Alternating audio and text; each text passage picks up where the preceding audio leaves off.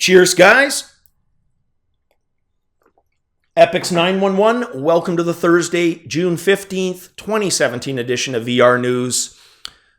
Quite a few E3 follow-ups, a couple of E3 updates, and a couple of updates in general from yesterday's VR News show. Let's start with the first of those. Has to do with the game Dead End 2, which I said I was going to try. I did try.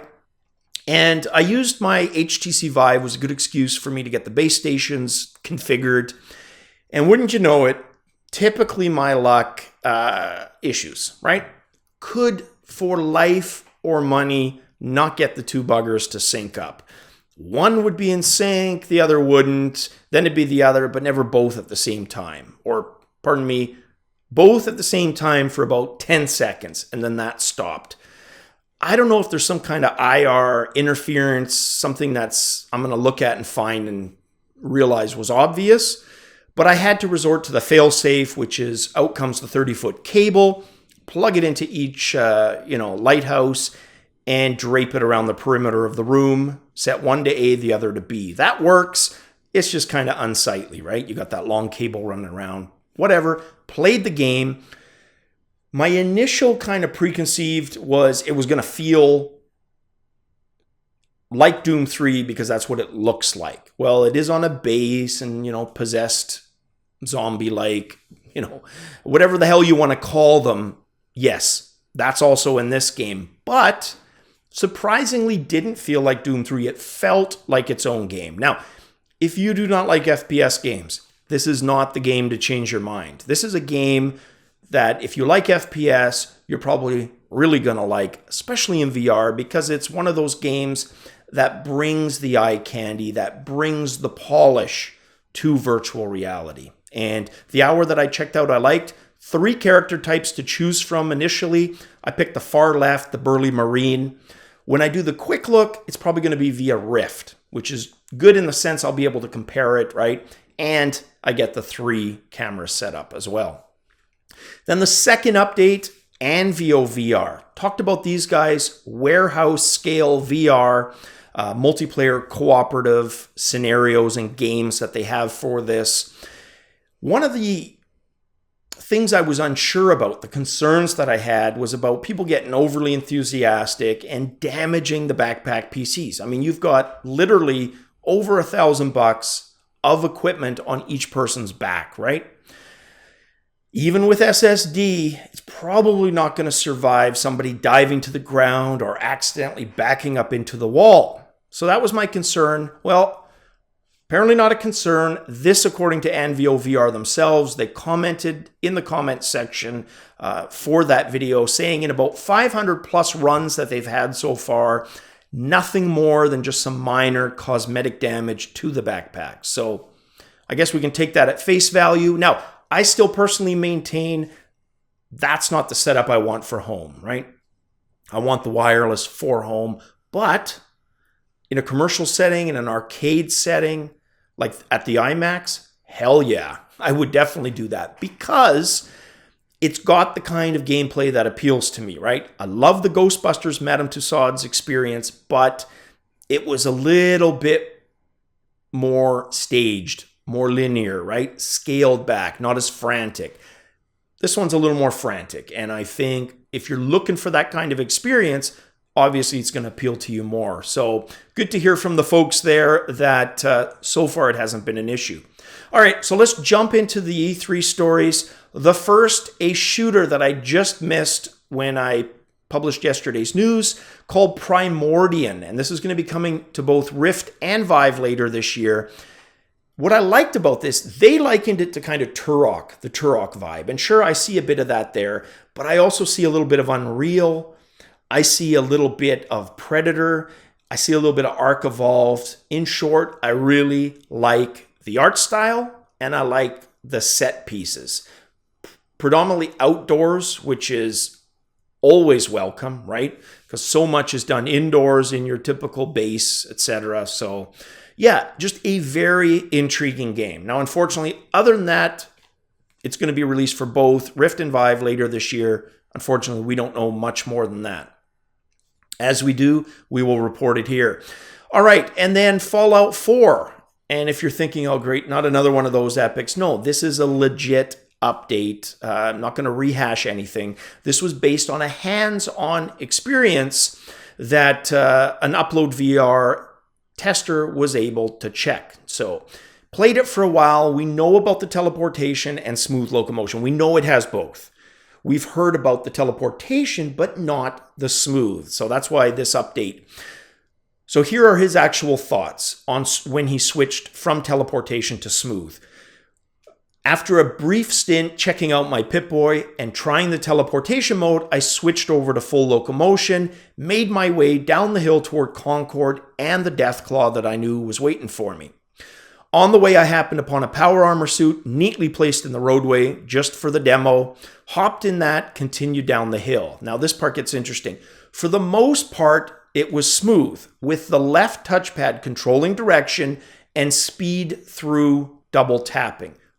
I personally really like that method of smooth locomotion. We've all played it on quite a few games. I think it works great. Glad they went with that. Here's the concern part of that. The game was a little jittery, but I'll chalk that up to back-to-back demos with little time to fully recalibrate before playthroughs. Yes, it could be that. It could be that it's just not that optimized. Although usually when they take a demo to an event like that, the programmers are going to optimize as much as they can. Is it going to be as optimized as the final product? No, probably not. Usually not, but who knows, right? So sure, let's give them the benefit of the doubt for now based on that, but I'd still like some follow-up from other people doing playthroughs just to make sure it's not jittery in general when you're riding a mech, etc., right? And then this part is an update as well. We didn't know about this, how the VATS system works. So he goes on to say, VATS works a little differently in Fallout 4 VR. Instead of pausing the action to allow you to pick a body part and then restarting the normal flow, VR VATS is entirely a slow motion mode that highlights specific body parts for focused aiming. With unlimited VATS in the demo, I dispatched the Deathclaw in short order and made my way to the museum.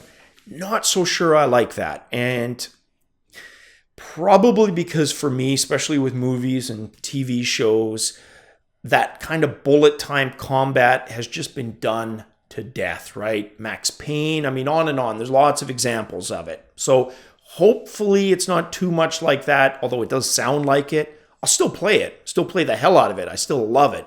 Definitely not a reason to not buy it for me. But I'd rather it, not be kind of that traditional bullet time. All right, next, hope for a future Rift version of Skyrim. So I talked about the politics yesterday, and I didn't clarify, made the assumption that most people watching do know, but I did get some comments asking, what do you mean, Epics? Why? What's going on between them? Of course, what I was referring to was the lawsuit filed by ZeniMax against Oculus, where they have that $500 million judgment for them, currently wrapped up in appeals, all kinds of stuff. Now, look, there's definitely examples where companies will cut off their nose to spite their face, right? And despite the revenue potential, they just won't. But that's not always the case. And I mean, if you look in the sports world, for example, you can have players heavy into, very nasty negotiations, right? Sure, mostly represented by their agent, but still, yes, there's the whiny players every once in a while that will sit out or not show up for training camp or whatever. But for the most part, this stuff happens behind the scene and the player goes about his business. So hopefully, Bethesda recognizes that, right? And this tweet seems, to lend some strength to that argument. Here's their tweet. So this is from Bethesda Game Studios. It's been fun bringing our style of games to VR. We plan on supporting as many platforms as we can. That seems to say, as far as they're concerned, it'll be on the Rift, right?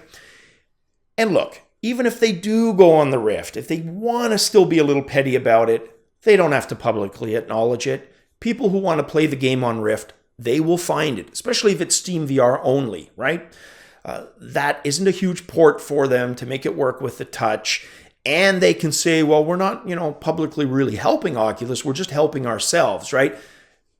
The old allowing them to save face. I still think that's kind of petty, but whatever, right? I'm sure Rift users who want to play Skyrim VR, they're okay with that. So, and if I'm wrong, let me know in the comments below.